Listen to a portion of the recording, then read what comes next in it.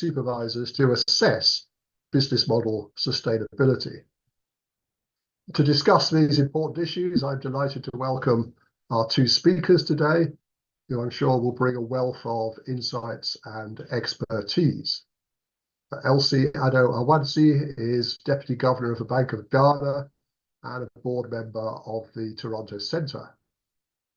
Will Byrne is Managing Director of Supervision Methods, Standards and Controls at the Office of the Superintendent of Financial Institutions, OSFI, in Canada. And their full biographies can be found in the registration pack for this webinar. We're going to run this webinar in two parts, the first focusing on culture and values, and the second on business model sustainability. Our speakers will open each part, and then there will be some time to answer as many of your questions as we possibly can.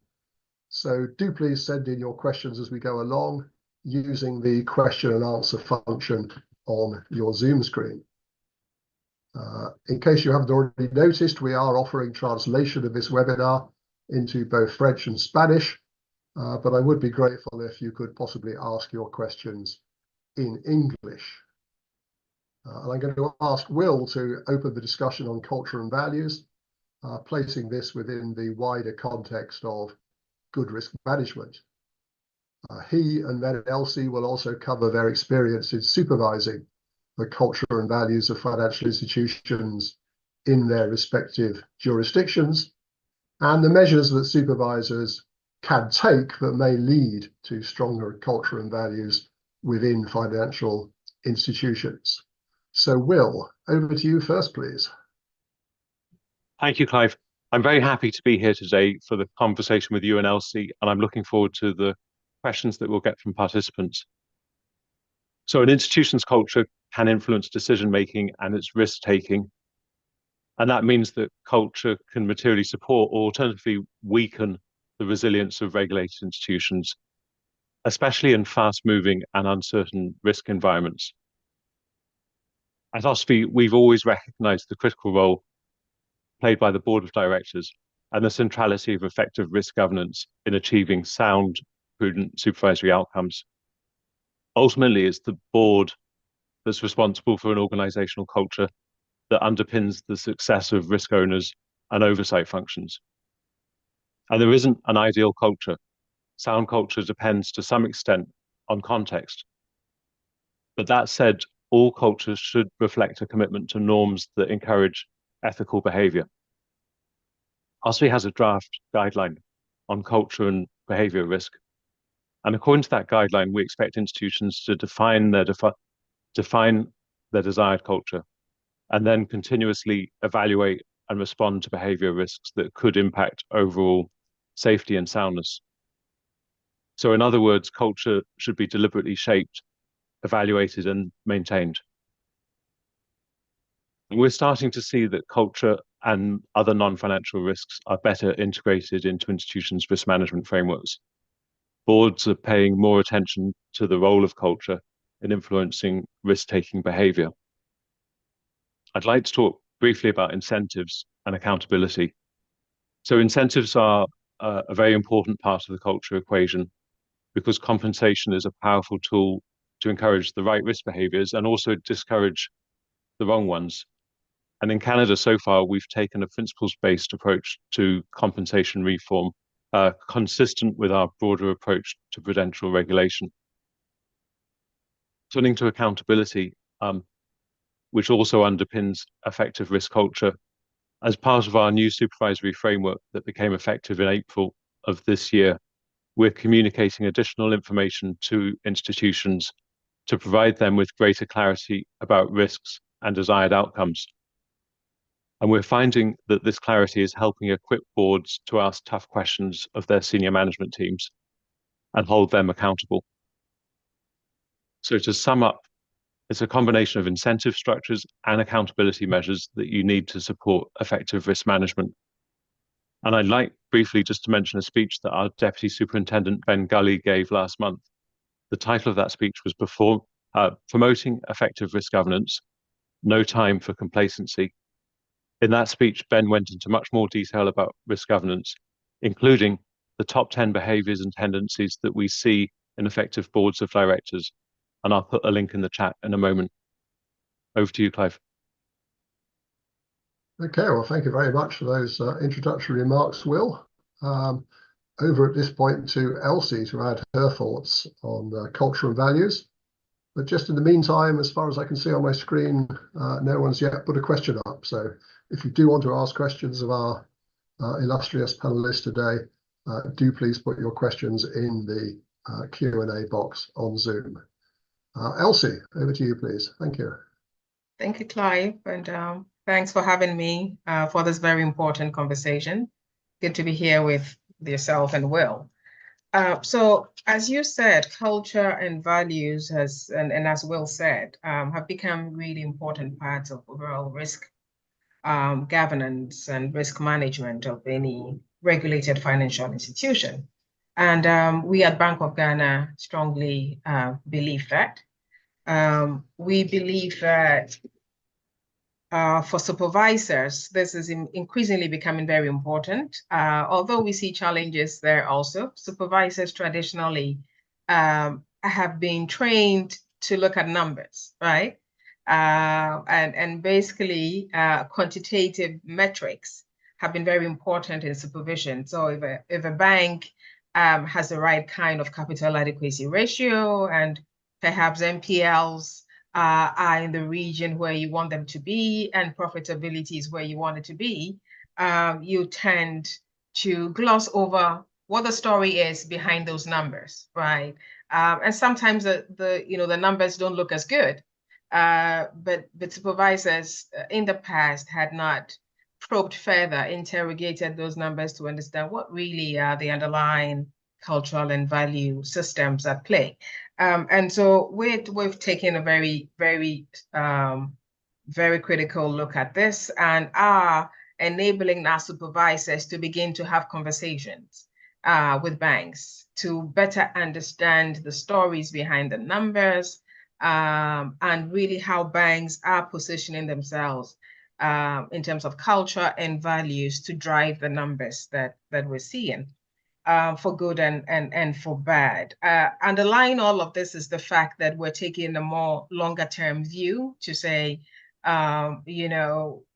let's understand how these value systems and these cultural norms and practices in the end help to build safe and sound institutions or otherwise. And let's do something about it while we can, right, to reshape these conditions.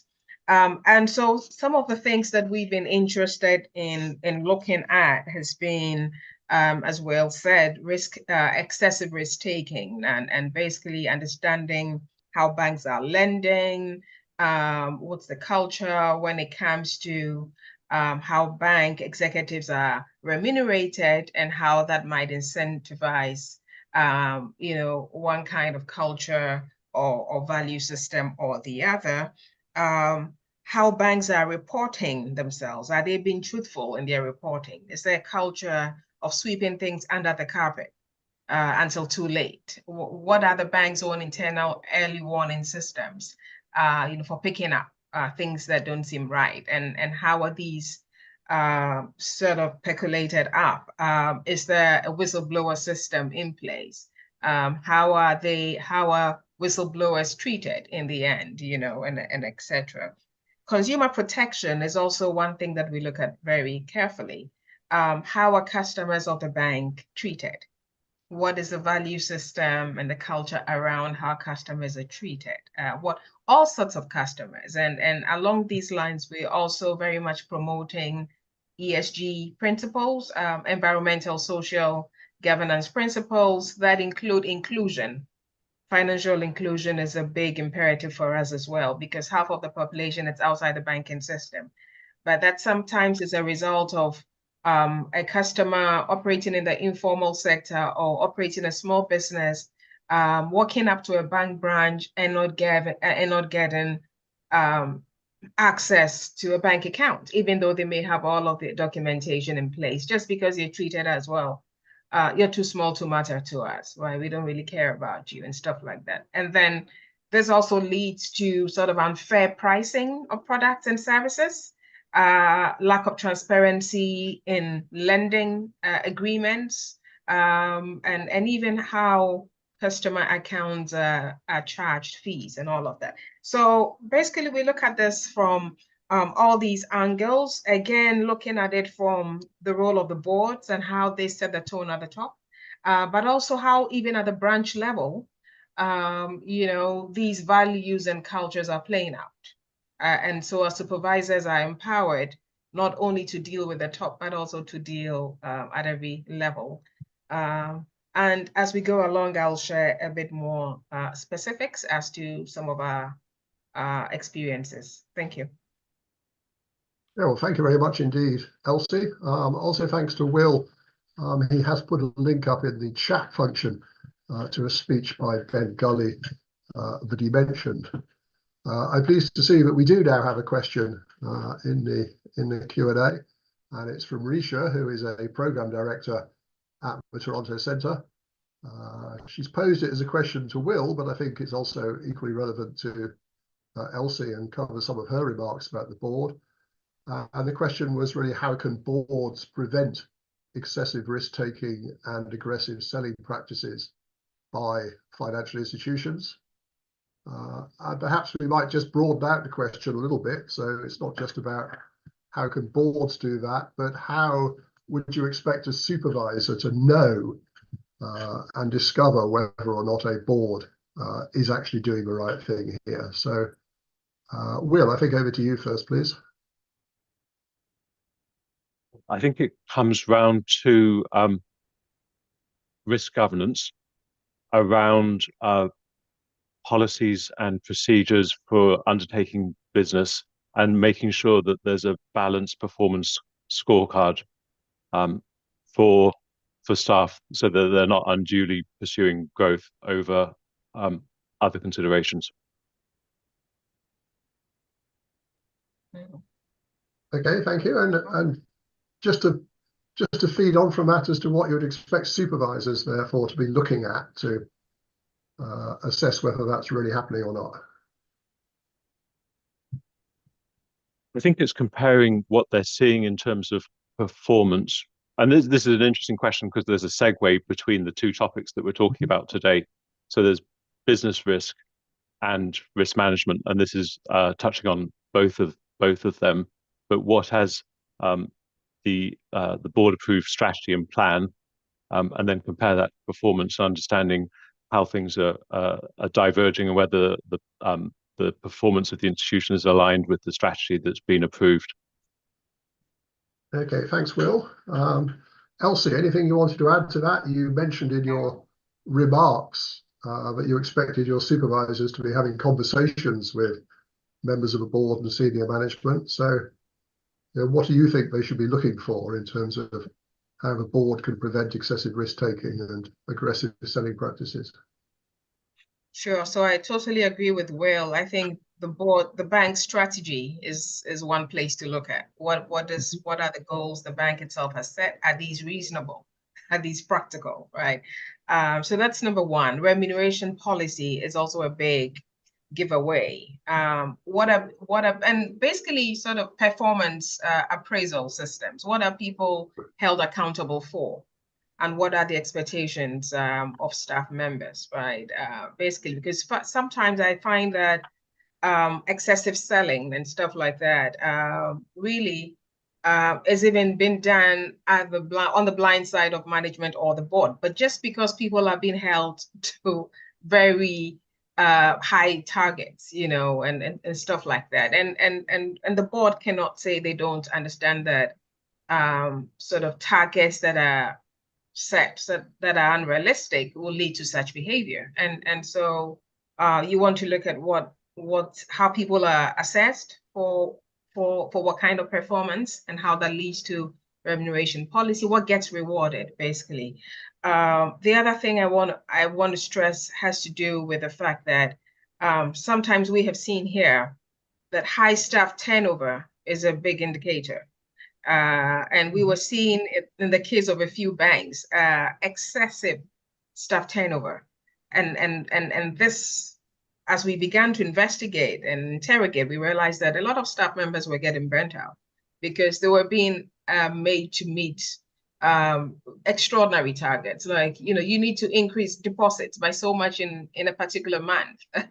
You need to increase lending portfolios by so much. You need to increase this portfolio by so much. Profits must go to this level. All of these totally unrealistic. But what this means is that staff members that then are on their own to devise their own individual strategies, right, to try and meet these targets. Eventually, some of them who cannot do it will just quit. But those who stay might then be adopting all sorts of strategies that are not clearly aligned with the overall corporate strategy, but you cannot call it an unintended consequence anyhow. So yes, the boards and senior management must be very aware of intended and unintended consequences of strategy and targets and performance metrics. Right. Okay, thank you very much for that, Elsie. We have another question from Sarah asking how supervisors can best collect and collate the sort of qualitative information that you've both been talking about. And interestingly, not just for internal risk assessment purposes, but also whether you publish any of those observations in any way, perhaps as a published thematic review of what you're seeing across your financial institutions. And perhaps it might also be the case, Will, that the draft guidance that OSFI's been working on cultural behaviours, although not explicitly related back to what you see in the firms you supervise, I imagine that actually that guidance is based in part on what you've observed over the years around cultural behaviours. So I don't know which aspects of that. I think I've turned a couple of parts of the question into about 3 parts. Sorry to confuse, but Will, do you want to take that one first?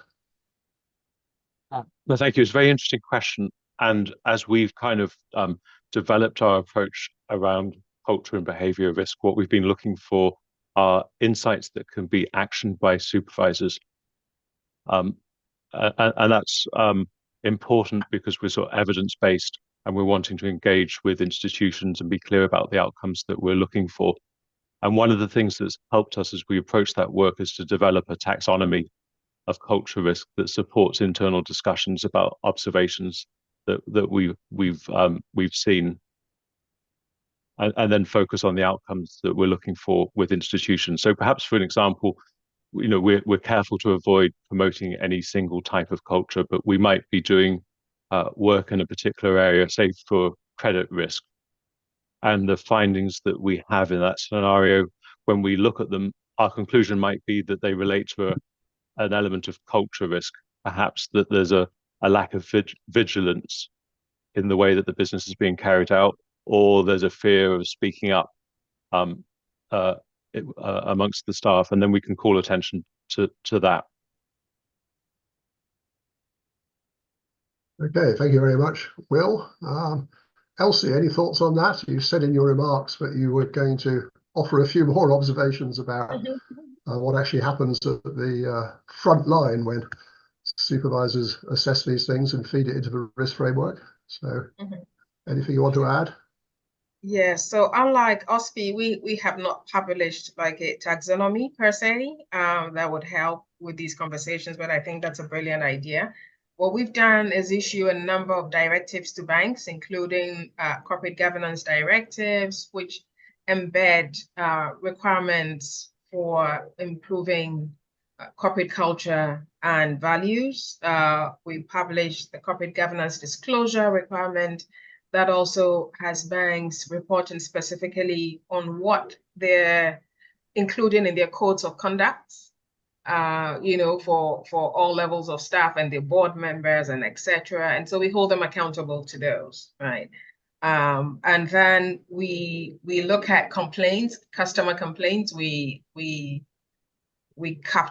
sort of collect or collate all sorts of data points on customer complaints, because banks are required to tell us when they receive customer complaints. And sometimes the customers come to us directly. We have a dispute resolution function. And so we're also able to collate these and sometimes publish some of these, and then fraud reports as well. And so all of these give us a picture of what's going on. And as Will said, when we look at the numbers, non-performing loan numbers, we're able to tell what the level of risk governance around credit underwriting is.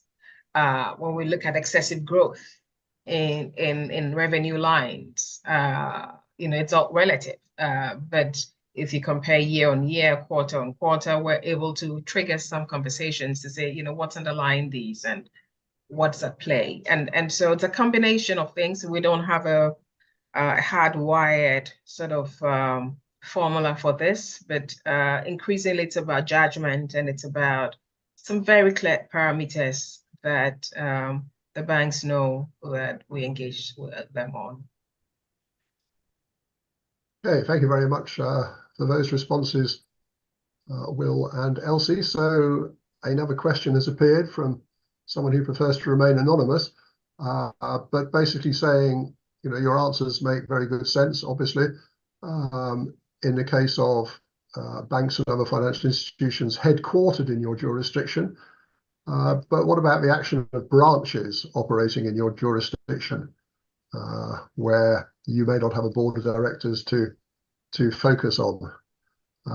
Elsie, do you want to comment on that first? I will, and it's pretty easy because in Ghana, all operations of foreign banks here are organized as subsidiaries. Okay. It's a basic requirement of our banking framework. So it kind of makes things a little easier for us. But even there, what we realize is that you tend to see a different kind of culture could be very different depending on whether you're dealing with a subsidiary of a foreign bank versus if you're dealing with a domestic bank, and versus if you're dealing with a state-owned bank, for example, right? Or a bank that is listed on the stock exchange versus one that is not. And so culture, the conversations around culture and values can be quite nuanced, and it becomes quite evident, which organization you're dealing with, depending on what you're seeing. So yes, we see differences, but we regulate and supervise them all the same because they're all subsidiaries. Okay, thank you. Will, any comment on branches quickly, and then we'll move on? Our approach is quite different for branches because they're not legal entities. So the approach is different for branches. There are specific expectations of the principal officer or the principal. Get my terminology mixed up, but it is a different approach for branches. Okay, all right, thank you. One more question come up from Silviano, asking if one way of trying to get some information on culture and values, and indeed probably other aspects of a firm's behavior, would be to have a supervisor sitting on the board of a systemically important financial institution. What do you think about that idea? Will? That would be the difficulty there is the loss of independence that would happen. So I don't think we would be supportive of the supervisor sitting on the board. We wouldn't be. Okay, loss of whose independence, Will? Can you just clarify? The loss of the supervisor's independence if they were participating in the oversight of the institution directly. Okay, thank you. Elsie? I agree with Will, totally. Okay. There's a couple of questions actually appeared in the chat, so I'm keeping an eye on that as well as Q&A. One of them is actually around something you mentioned, Elsie, ESG, environmental, social and governance issues, basically saying there's quite a lot of confusion about what exactly that means and how exactly it's assessed, and therefore asking whether there might be scope for entities to collaborate to provide the market with a bit more guidance to overcome some of the miscommunication and inconsistencies around those terms, which undoubtedly arises. Elsie, did you want to comment on that? I totally agree that there's a lot of miscommunication and confusion around that. What we've done in Ghana at the Bank of Ghana is to publish industry guidance So we have what we call the sustainable banking principles, all of these based on ESG principles, which are very clear in terms of what we believe banks should be doing. And we believe it's central to risk management. It's essential to culture and values. Basically, the idea that banks should be operating clearly aware of environmental risks in their own operations and in terms of how they engage with the market, right? And then when it comes to social norms, basically banks understanding and being more aware of inclusion, of ensuring that they're being inclusive in the way in which they operate, and both internally and externally. And then the idea of governance is really that strong governance is required, effective governance is required to help banks remain sound and stable. And so we have published what this means, and we require banks to disclose to us and report to us on a quarterly basis how they are complying with these principles. And we encourage them to also make these reports public, so that their clients and the public, especially those that are listed on the stock exchange, understand the extent to which they're incorporating these principles and these values in their work, and in a standardized manner, so that you can compare across institutions. So I agree with the need for more guidance. There's a lot of guidance out there, frankly, though, but I think jurisdiction by jurisdiction, it might make sense to clarify what is meant by this.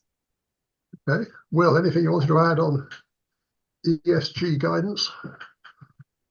We do have a climate risk guideline, but our approach to climate risk is to bring it back to our mandate, which is to think about the risks associated with climate change, and think about how that could affect safety and soundness of the institutions that we supervise. So that's the perspective we have when we look at climate risk, and there is a guideline that we have. Okay, thank you, Will. A question in chat, probably more specific to Elsie, actually, which is, I think, basically asking, do you see any differences in culture across different types of bank? So domestic banks, subsidiaries of foreign banks, and also state-owned banks. I think this is something I mentioned. This is probably referring to an earlier point I made. Yes, and that there's actually a more fundamental reason why, at least from my experience. We often talk about the backstopping with the board, but I would challenge that view and say the backstops with the shareholders, ultimately. Because what we've seen is that the shareholders have a big role to play, right, in all of this. And we have seen that when shareholders themselves believe in good values, and accountability and strong risk management, they themselves are aligned with the boards that they put in place, because shareholders are the ones that appoint the board members, right? And they hold the boards accountable, and so on and so forth. What we find is that when you have, at least in our context, subsidiaries of foreign-owned banks tend to be strong when it comes to value systems and risk management and all of that, because they're typically playing to global standards and sort of group-wide risk management frameworks. And because their parent banks are subject to strong supervision from other parts of the world as well, those parent banks exert some positive influence, right, on the subsidiaries, because they have to report to their home supervisors on a consolidated basis, and etc. I make the joke about when I used to work as a senior treasury dealer of Barclays Bank early in my career. I felt that we got more supervised by Barclays Bank PLC UK than we did by the banking regulators in Ghana, because every so often, for example, would have an audit team from the head office from London, coming over to Barclays Ghana to check how we were conducting our treasury operations, right? And so the shareholders themselves have a big role to play. When you have state-owned banks, there's a tendency that persons appointed to the boards may be more sympathetic to a government agenda, and very likely might exert pressure on management to conduct business a certain way that may not ultimately inure to the benefit of depositors or to the system as a whole. So these are tendencies and potential. Supervision can play a big role, yes, but I'm really talking about tendency. So you find that in our jurisdiction, the banks that have been here longest, over 100 years, are subsidiaries of foreign banks, right? And you find that every so often, indigenous banks might fail because of pressures exerted by shareholders themselves. And so we have taken a very serious view of how we keep our eye on who becomes a shareholder, a significant shareholder of a bank in Ghana, because that's critical. And so that's really what I meant about seeing different cultures and value systems across the various segments of banks. Thanks. Okay, thank you very much for that, Elsie. Well, perhaps at that point we'll move on to the second half of this webinar and focus on business model sustainability. Just before I do so, there was one request in the chat about sharing slides, and I guess that means the notes of the speakers. Just to say on that there will be a transcript of the webinar available, and that'll be available on the Toronto Centre website, I think in a week or two's time. So if you are interested in seeing the precise text of what's been said, there will be that resource available to you. So we move on next to business model sustainability. I think it's fair to say that most supervisory authorities are only just starting their work on this.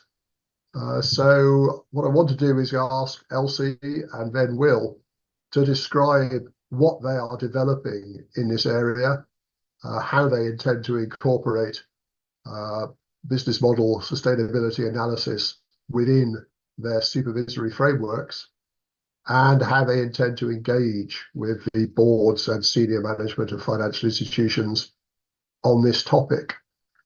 So Elsie, over to you first, please. Thank you, Clive.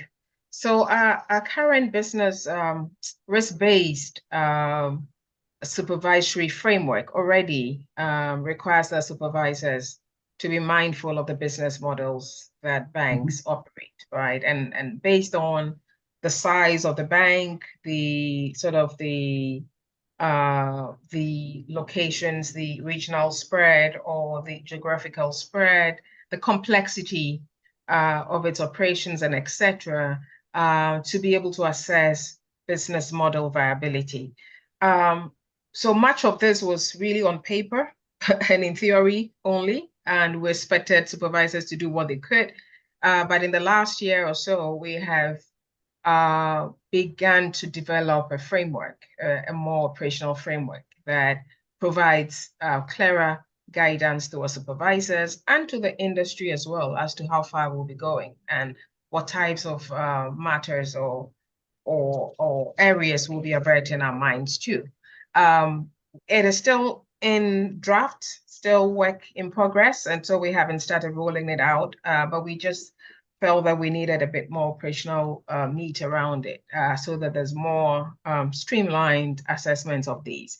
Underlying all of this is the fact that a bank could be doing well today, but if its business model isn't right, it's really going to set it up for failure. And so why wait until it actually fails, and that you can begin to have conversations now.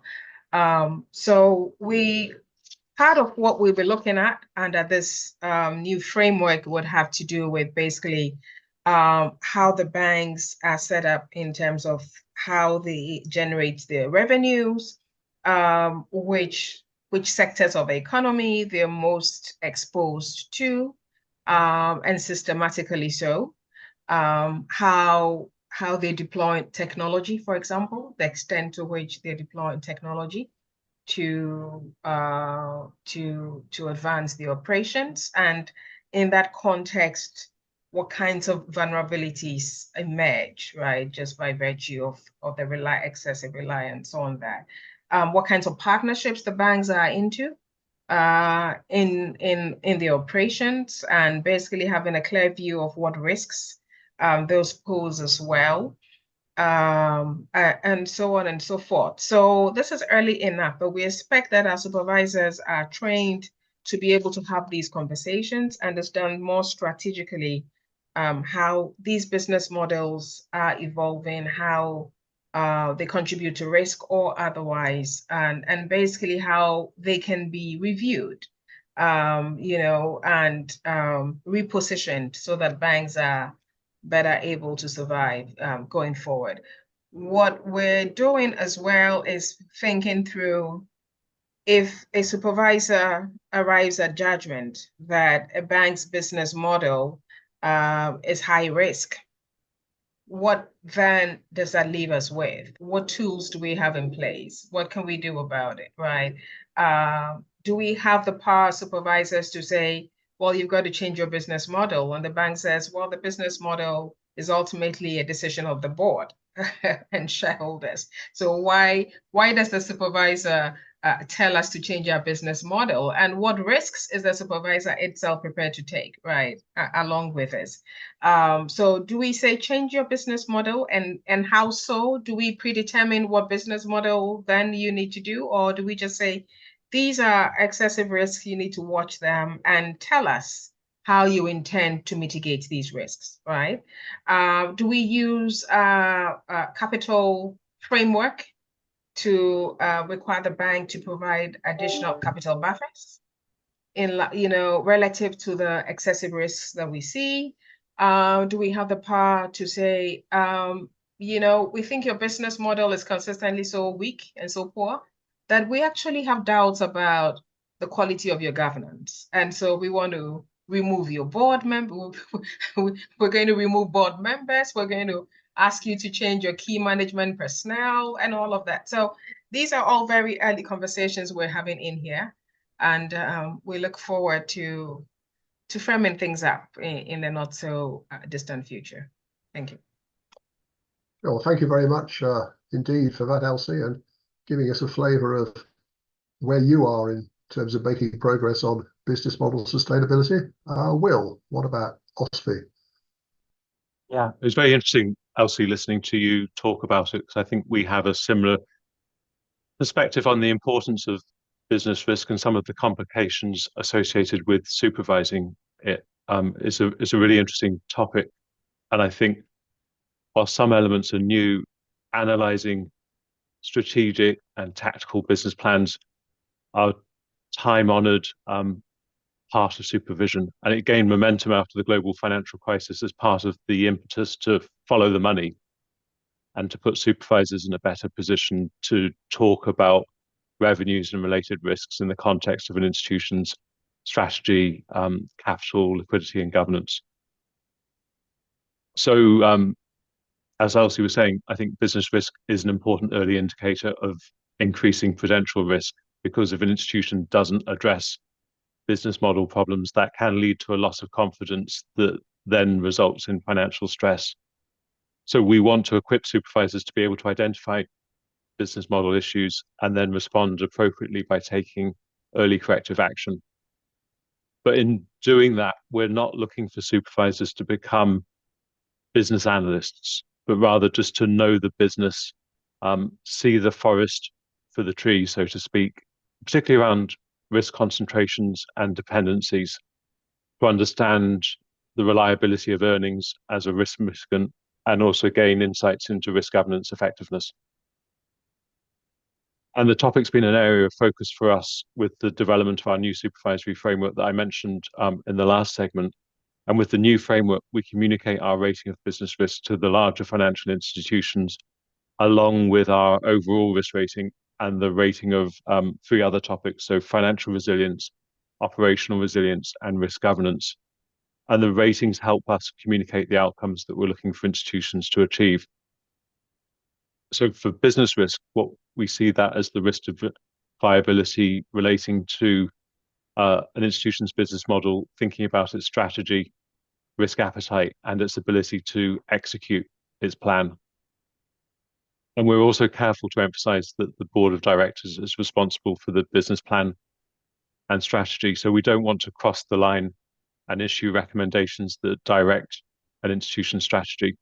So very similar to what Elsie was talking about. If there was a concern about a concentration, our focus would be on the risk implications of that concentration. So for example, are we satisfied with financial resilience when we look at the exposures stressed in scenarios that are relevant to the macroeconomic backdrop? Has the institution got the right level of risk governance to manage those concentrations? So we could be looking at outcomes that are relating, for example, to capital or risk-based limits relating to concentrations. As we've seen from the revised core principles, this is a topic that's of high interest internationally, but there's not as much guidance on business model risk compared to traditional categories like capital, liquidity, or governance.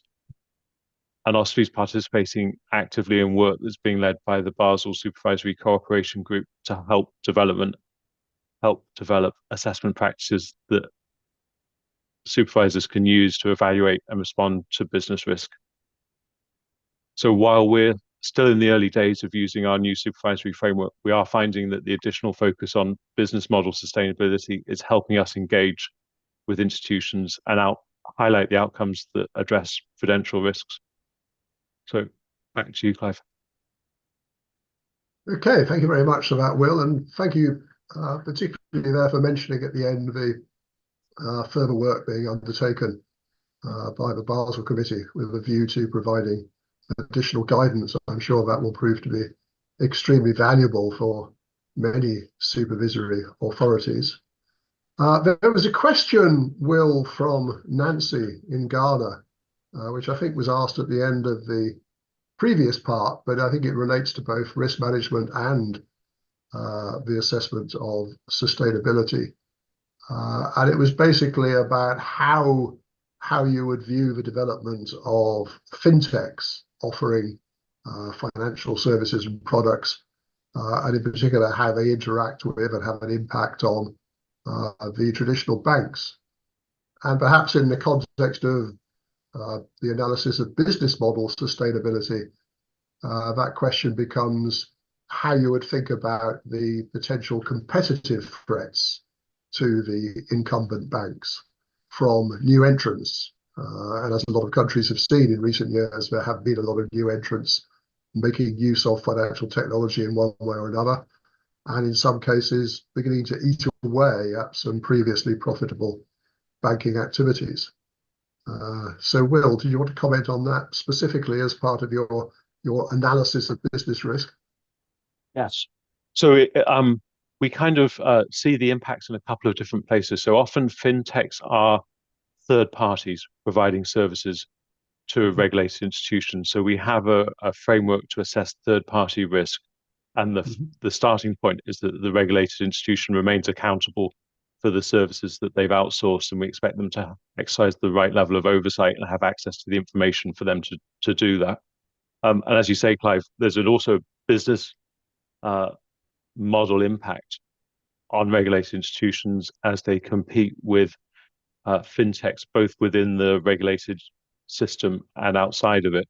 So that was one of our objectives with developing the business model rating, was to assess the impact of disruption, and also over time to accommodate regulated institutions with non-traditional business models and help us to assess risks related to those business models as part of our supervisory framework. Okay, thank you for that, Will. Elsie, anything else you wanted to add to this question about the impact of fintech and other emerging infrastructure? Yes, definitely. So just to add to what Will has said, it's really important for supervisors of banks to understand what additional risks that these collaborations and partnerships bring about. I think I mentioned it in one of my earlier submissions. These third parties are playing a very important role to get banks themselves become more cost effective in the operations, right? And to do business that they earlier on may not have been able to do, or if at all, at very high cost. And in our parts of the world is also helping to reach the last mile of the population. And so it's incredibly important, but it's also important for banks to understand what these mean, and the supervisors to understand as well. Equally important is for supervisors and banks themselves to understand the implications of outsourcing, in particular cloud-based banking services, which is now the norm, and the role of third-party and fourth-party providers, and how all of these relate to operational risk. And supervisors must understand risk across the value chain. It's actually more complicated for bank supervisors now, because they're not only dealing with banks with direct risks, but they're dealing with what additional risks are these arrangements bringing up from a third party, fourth party standpoint, and what exactly are these doing, and how do we mitigate these risks, and at what level? At the level of the banks, at the level of the fintechs and cloud providers and other tech providers. So it's become a little bit more complex for bank supervisors. And I think that there needs to be continuous work, understanding that ultimately comes down to safety and soundness of the banks and of the safety of depositors' funds. And we need to keep our eye on that. Mm-hmm. Thanks. Okay, thank you for that, Elsie. Another question is asked about liquidity risk and the challenges facing supervisors there. And perhaps again, we could turn that into a question which also focuses on the sustainability of business models, because you've both mentioned the importance of looking at revenues and earnings, following the money.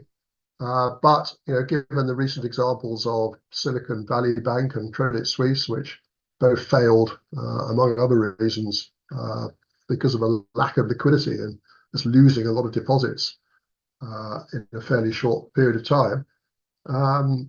How would you see something like liquidity being factored into business model analysis? Elsie, do you want to go first on that one? Right. I would say that the business model of a bank would have implications for its liquidity and how it manages that liquidity. So basically, bank boards and senior management ought to understand the implications that a particular business model would have in the particular environment which it operates in. I'll give you an example. In Ghana, we saw that a lot of the banks were getting very exposed to the sovereign, both in terms of the debt market, on the bond market, the government bond market, right, as well as lending to private sector borrowers that were government contractors, right? And that fast became a business model because these contractors get very fat and juicy contracts. They need banks to fund implementation of these contracts, and then they would pay. Now, it takes a supervisor who understands this to say, well, half of your assets are in government bonds, right? You've got maybe half of your loan book in contractor loans. If you have any problem with government's fiscal position, you're going to have a double whammy. You probably might have, you're bearing a risk of government having to default on its bonds or restructure its bonds, and you take a hit for it. And government may not be able to pay government contractors soon enough. And then it means that they might not be able to service your loans. So what are the potential liquidity implications of this? And what additional provisions are you making, right? And what liquidity management backup plans do you have in place should any of these risks materialize? So that's just one example. And there are many other examples of business models and implications for liquidity. And this is exactly the type of conversations that we expect supervisors to have with banks. Okay, thank you very much for that, Elsie. Will, anything you wanted to add on liquidity and business risk? I agree about the strong linkages between the the two. And I would also highlight when you look at some of the examples you mentioned and you follow the facts back, the underlying issue is often a business risk one. So with SVB, the rapid growth without the right level of risk governance supporting that growth led to issues that then eventually became a liquidity crisis. But had there been a corrective action in response to the business risk, that could have avoided the crisis. Okay, thank you for that, Will. And an interesting question in chat from Jerry, asking whether you would expect supervisors to be assessing the ability of the senior management of a bank to adjust their business model in the light of external shifts in the environment in which they operate. Almost takes us back, I think, to some of the things that were being discussed when we were talking about culture, values, and behaviours. Perhaps I could start with you, Will, on this. Is this an aspect of individual behaviour of senior managers that you've considered? I think that highlights the linkage between business model risk and risk governance, and that you're looking for an institution to have the right governance in place to oversee its strategy and execution, and when it encounters issues, that it has the ability to respond to those appropriately. Okay, thank you. Elsie? Yes, exactly. We expect the boards to be able to do that. And really, there's no good strategy without scenario planning, scenario analysis, and there's no good risk management, right, without understanding how you shift from one strategy or the other, depending on your environment. In some of the environments that we operate in, small open economies where the macro environment is particularly sort of fast moving and evolving depending on external shocks, it makes bank strategy very susceptible to environmental change. And we do expect bank boards to be very nimble in terms of how they think of strategy, in terms of how they think of evolving risks. If you have a scenario where in one quarter you have a currency depreciation, which is very sudden and very high, you have inflation move very quickly, you have interest rates move very quickly, you almost always have to go back to your strategy to see what you need to do differently, right? And what additional risks are going to play out, because your borrowers, for example, may completely sort of struggle, to keep up with their loans. And sometimes there's a lagged effect of this, so you may not be seeing that immediately. But a good board will then begin to think of the future and see how best to reposition the portfolio, and what additional provisions to make. Thanks. Okay, thank you for that, Elsie. And another question in the Q&A box from an anonymous participant, but I think it comes back to something you were talking about earlier, Elsie, in the sense that you've both mentioned the need for supervisors to approach business risk, business model sustainability in a very sort of open-ended way, and to be able to take account of a wide range of factors. I mean, given that one thing we know about supervisory authorities everywhere is that they face limited, scarce resources. What can you do to develop the sort of capabilities that will be necessary to undertake good business model sustainability analysis as this subject develops further? Elsie, something you mentioned earlier, so do you want to pick up on it first, please? Yes, so a couple of things. In addition to making sure that bank boards themselves understand the risk implications of what they do, right? What banks contribute to the entire banking system, and therefore how they must be careful. Bank supervisors need to be trained, need to acquire skills, basic financial analysis skills, but more and more strong corporate governance awareness and training, strategy and risk management capabilities will be necessary. Technology and the role of technology in finance and how that's disrupting banking business models and the risks attached to that and how those risks must be managed. But what we find is that having a unit within the supervisory team or a group in the supervisory team that is thinking of emerging risks and thinking of banking risks and how these risks need to be managed. And these are usually multi-skilled, multidisciplinary teams, right? Usually what you don't always find in supervisory teams, but you need to bring them together, right? So that they're constantly thinking of risks and how to model risk and how to feed that into all the work that supervision does. We're also finding that structured training programs for supervisors, such as the one offered by the Toronto Center, the Certified Financial Supervisor Program, is doing a good job of not only giving supervisors technical skills, but it's doing a good job of helping supervisors to make judgment and to grow in their own personal leadership skills.